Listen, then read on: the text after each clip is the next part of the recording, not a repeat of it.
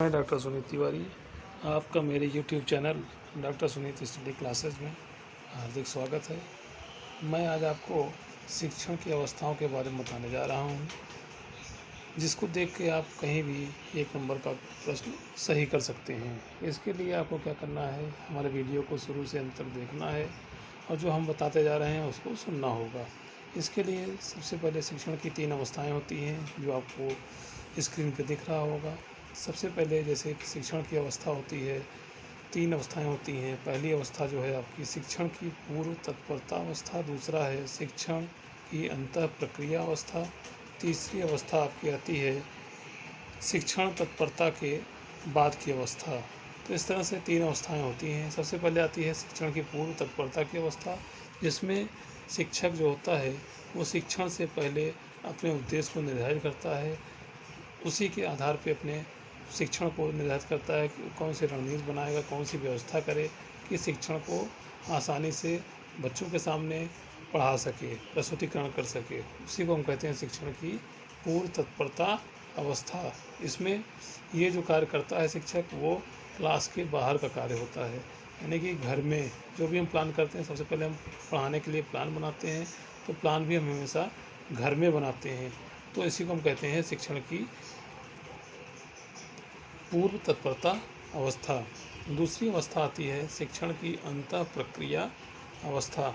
ये जो अवस्था होती है वो जब शिक्षक क्लास में एंट्री करता है तब से ये अवस्था मानी जाती है। क्लास में जैसे ही शिक्षक एंट्री करेगा वैसे ही शुरू से लेकर अंत तक पूरा क्लास को देखता है, बच्चों को देखता है, बच्चे छात्र शिक्षक को देखते हैं और दोनों में इंटरेक्शन होता है। इसीलिए इसको कहता है इंटरेक्शन फेज ऑफ टीचिंग कहा जाता है, यानी कि शिक्षण की अंतर प्रक्रिया अवस्था। जो भी जैसे क्लास में टीचर एंट्री करता है, सबसे पहले गुड मॉर्निंग करता है, यानी बच्चों को अट्रैक्ट करने के लिए गुड मॉर्निंग, बच्चे भी आंसर देते हैं गुड मॉर्निंग।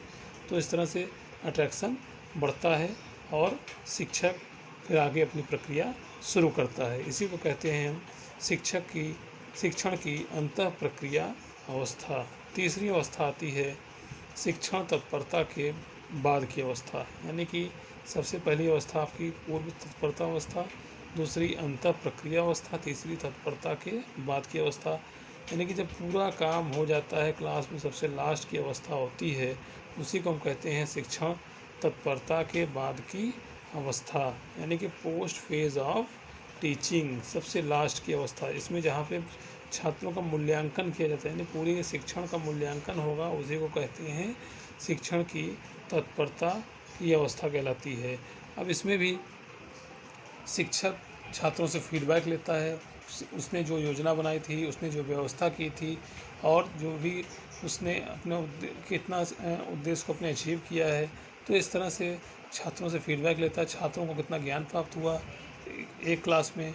तो इस तरह से जो लास्ट की अवस्था होती है, इसलिए इसको कहा जाता है शिक्षण तत्परता के बाद की अवस्था। तो इस तरह से 3 अवस्थाएं होती हैं। सबसे पहले की अवस्था आपको शिक्षण की पूर्व तत्परता अवस्था, दूसरी है शिक्षण की अंतर प्रक्रिया अवस्था, तीसरा है शिक्षण तत्परता के बाद की अवस्था।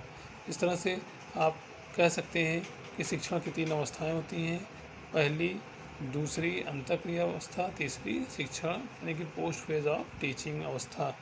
जो हमारे चैनल को पहली बार देख रहा है, सब्सक्राइब करना ना भूलें, लाइक करें, कमेंट करें, शेयर करें और हम ताकि मोटिवेट होकर और अच्छे से अच्छा वीडियो बना सकें। हम वीडियो को शुरू तक ज़रूर देखें हमको, ताकि जो न समझ में आए आपको समझ सकते हैं, और ना समझ में आता है तो हमको कमेंट ज़रूर करिए, ताकि मैं और अच्छे से समझाने का प्रयास कर सकता हूँ। धन्यवाद।